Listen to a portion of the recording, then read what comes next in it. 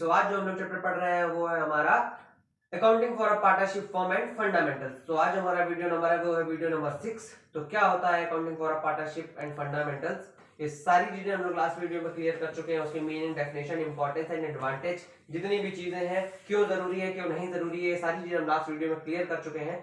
जो डायरेक्ट इस वीडियो को देख रहे हैं तो एक बार उनको वीडियो जरूर देखें, क्योंकि इससे क्या होगा, उनको पता होगा कि ये सारी बातें क्यों हो रही है। और अकाउंट्स में क्या है, मेन चीज लॉजिक है। अगर आपको एक बार लॉजिक पता चल गया तो आपको आगे की सारी बातें क्लियर होंगी और सारी बातें पता होंगी, क्योंकि अकाउंट्स में क्या है, हर बात का कोई ना कोई कारण है, बिन बात के कोई बात नहीं है। ठीक, आज शुरू करते हैं हमारा इस चैप्टर में जो मेन चीज है, जितनी भी चीजें सबसे पहले शुरू होती हैं वो है हमारी पार्टनर्स की, जो जिस फॉर्मेट में हम वर्क करते हैं, जो आंसर्स लिखते हैं, मतलब जो क्वेश्चन हमें देखने के मिलते हैं, फिर उसको हम किस तरीके से करते हैं, तो किस फॉर्मेट में काम करते हैं, वो फॉर्मेट है हमारा profit and loss appropriation account का, जिसमें हमारा मेन क्वेश्चन होता है इस चैप्टर का सबसे पहले।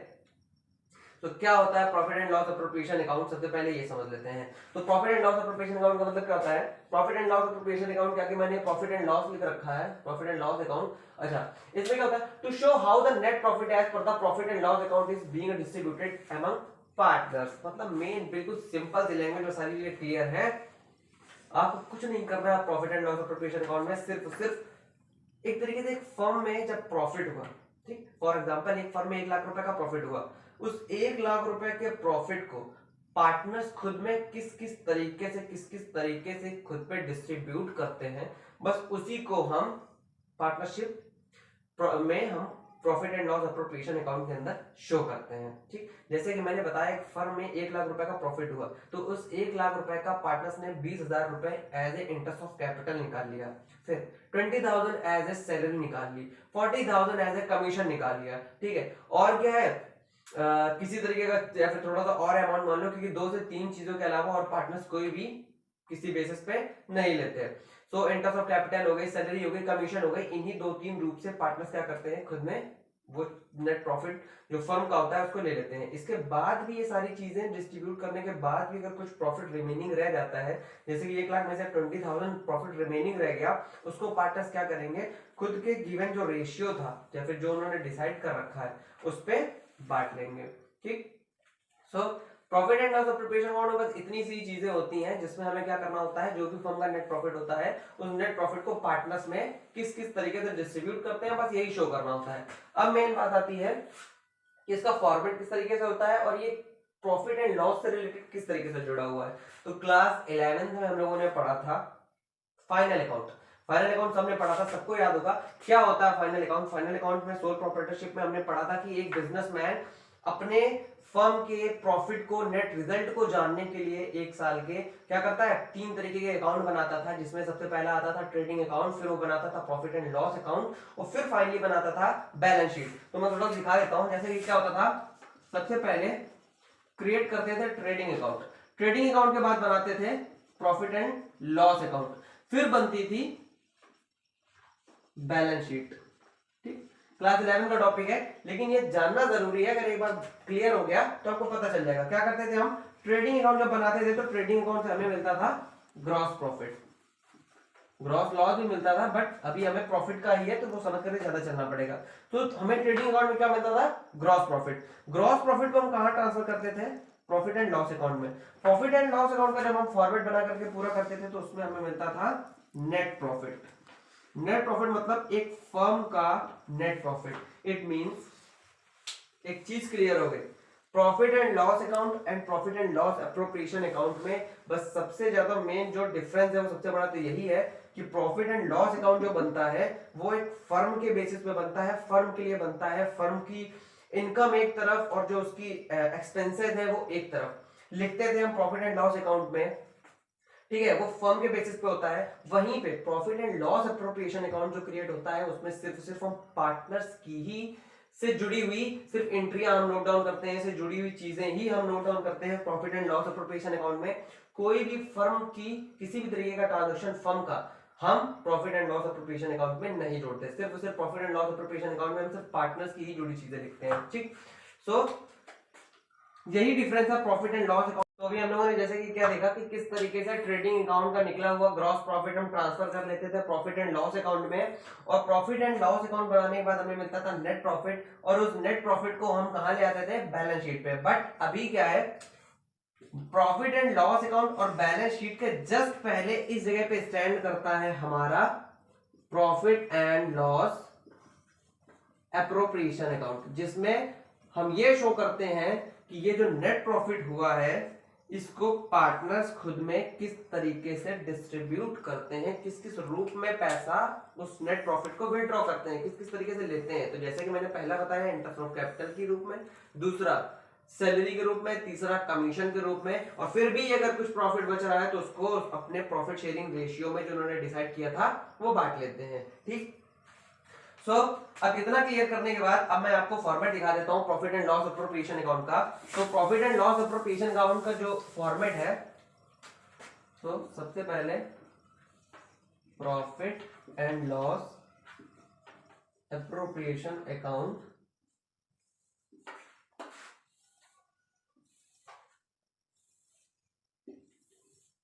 रुपीज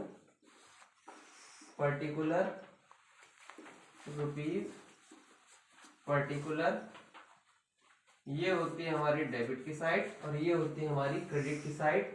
और profit and loss appropriation account में अब हम ये समझ लेते हैं कि जैसे कि क्लास 11 में अकाउंटिंग के हमारे प्रिंसिपल में हमें सिखाया गया था, क्या बताया गया था कि पार्टनर्स या ओनर फर्म का एक अलग चीज होती है और फर्म एक अलग होती है। ये दोनों एक अलग अलग लोग हैं। भले ही मेरा खुद का बिजनेस है बट मेरा बिजनेस एक अलग है और मैं खुद पे एक अलग हूं।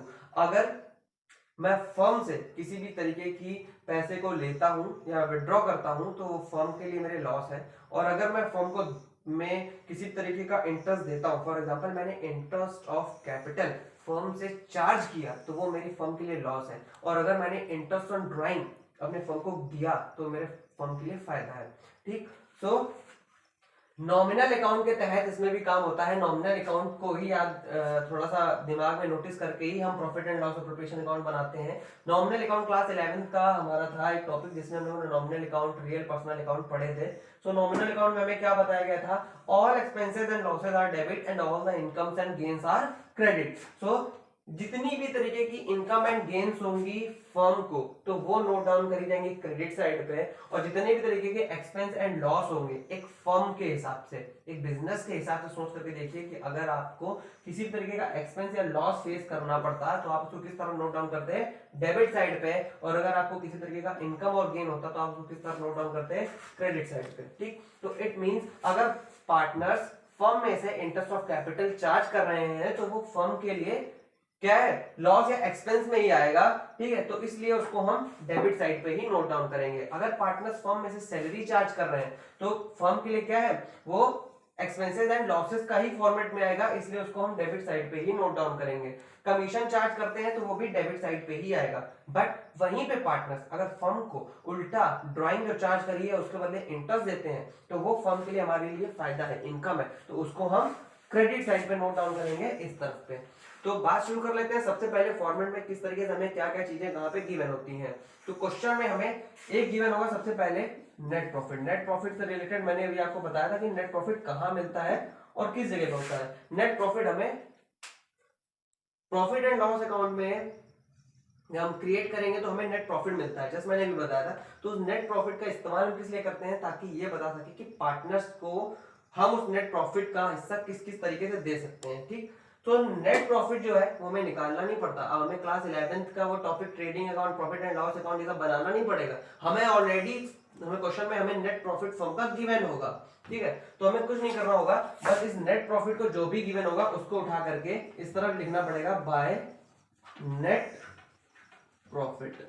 ठीक है, और जो भी फिगर होगी वो इस तरफ हम फिलअप कर देंगे। ठीक, फिर बात आती है इस नेट प्रॉफिट को जो भी अमाउंट होगा उसको पार्टनर्स किस किस रूप में विड्रॉ कर रहे हैं। तो जैसे मैंने बताया था सबसे पहले इंटरेस्ट ऑफ कैपिटल, तो interest of capital debit side पे आएगा, टू साइड पे लिखेंगे टू इंटरेस्ट ऑन कैपिटल। तो फॉर एग्जांपल दो पार्टनर थे मिस्टर ए और बी, ये दो पार्टनर्स थे।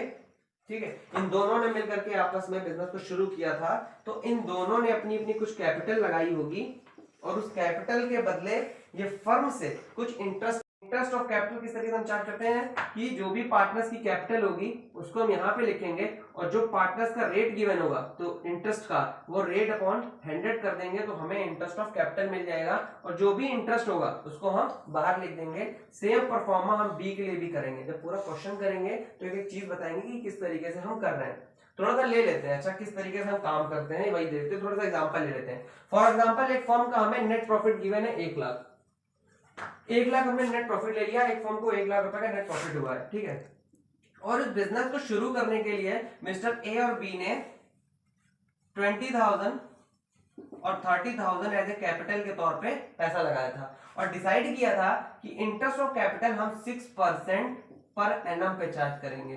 पहली बात तो ये एक ऐसा फॉर्मेट है जिसपे हम 1 साल पे ही जितने भी ट्रांजेक्शन मतलब जितनी भी चीजें हम नोट डाउन करते हैं उनको 1 साल पे ही कन्वर्ट करके ही लिखते हैं। मतलब कि अगर कोई भी चीज हमें आधे साल की गिवन है, ठीक है, तो उसको हम जितने समय तक की गिवन होगी उतने समय तक का ही चार्ज करेंगे और या तो फिर उसको पूरे 1 साल के हिसाब से कन्वर्ट करके देखेंगे। फॉर एग्जांपल अगर 6% का हमने इंटरेस्ट ऑफ कैपिटल डिसाइड किया है तो ये पूरे 1 साल के हिसाब से लगेगा, ठीक।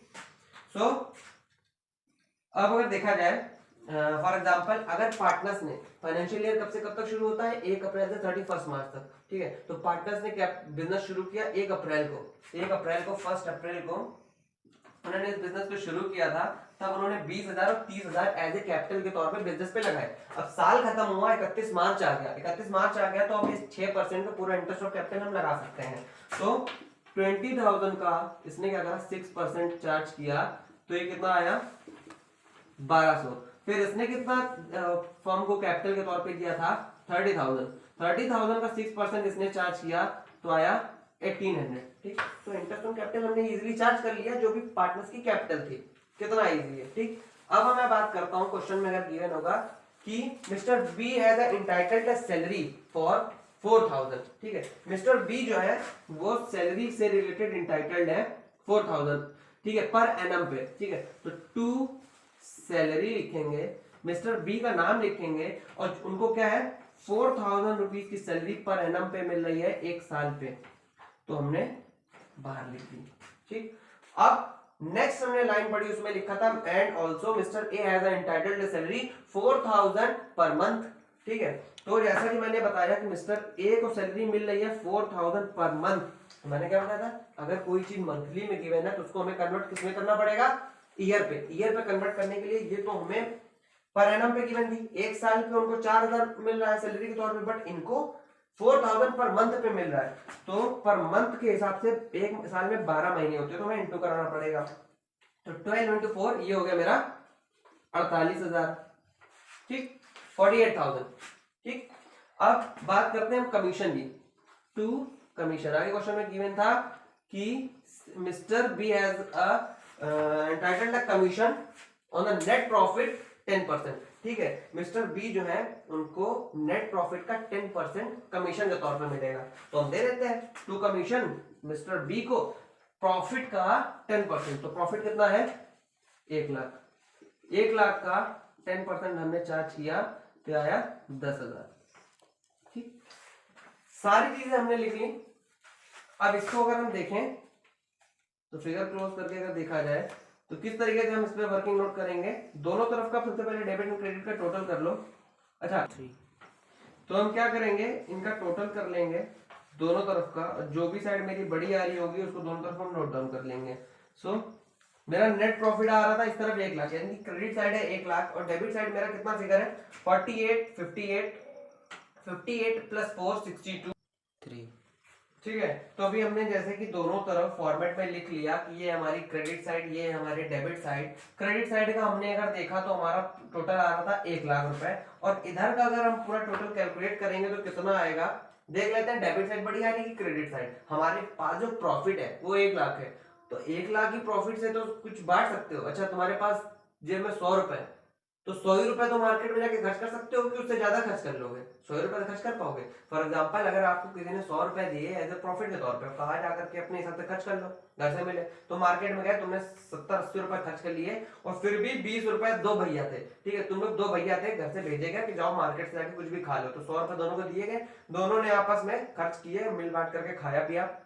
तो वो क्या करेंगे, मार्केट में गए 70-80 रुपए आराम से खर्च किए, फिर भी उनके पास जो रिमेनिंग 10-20 रुपए रह गए उसको क्या करेंगे, आपस में बांट लेंगे, ले ले 10 रुपए तू रख ले, 10 रुपए मैं रख लेता हूँ, ठीक। सेम उसी तरीके से, ऐसा तो था नहीं कि घर से 100 रुपए मिले थे वो जाकर के 120 रुपए खर्च कर लेंगे, ऐसा तो नहीं कर पाएंगे। तो प्रॉफिट उनके हाथ में सिर्फ 1 ही लाख रुपए है, 1 लाख रुपए से उतना ही तो चीजें चार्ज कर पाएंगे जो उनके पास है, जब है ही नहीं उतना है तो चार्ज कहां से कर पाएंगे। तो देखो नेट प्रॉफिट है 1 लाख, अब इधर का अगर कैलकुलेट करें तो आया 10,000, ये हो गया 58 और प्लस 4 62 63 64 और ये हो गया 65, यानी कि यहां से लेकर के यहां तक मेरा टोटल आ रहा है 65, ये आ रहा है 1 लाख। तो जो साइड मेरी बड़ी होती है उसको मैं दोनों तरफ फिलअप कर दूंगा, 1 लाख और 1 लाख। ये क्लास 11 से हम लोग करते चले आ रहे हैं, single column cash book, double column cash book में यही सब देखते चले आ रहे थे कि जो साइड बड़ी होती थी उसका फिगर दोनों तरफ लिख लेते थे। तो क्रेडिट साइड बड़ी है, क्रेडिट साइड का फिगर दोनों तरफ लिख लिया। अब मेरी डेबिट साइड कम आ रही है, कितने रुपए कम आ रही है,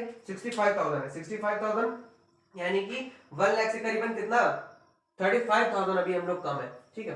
तो यहां पे हम लिखेंगे to profit on profit and loss appropriation account, profit and loss appropriation account. कितने रुपए का प्रॉफिट हुआ है, 35,000 का। इट मीन जो रिमेनिंग 35,000 है उस 35,000 को दोनों क्या करेंगे, पार्टनर्स आपस में अपने रेशियो में बांट लेंगे जो उनका डिसाइडेबल था, ठीक। बस इतना सा करेंगे, इतनी चीजें, और जो बची कुछ एक दो चीजें हैं वो हम जब क्वेश्चन लगाएंगे पूरा तो उसमें हम फॉर्मेट के हिसाब से सारी चीजें क्लियर कर लेंगे।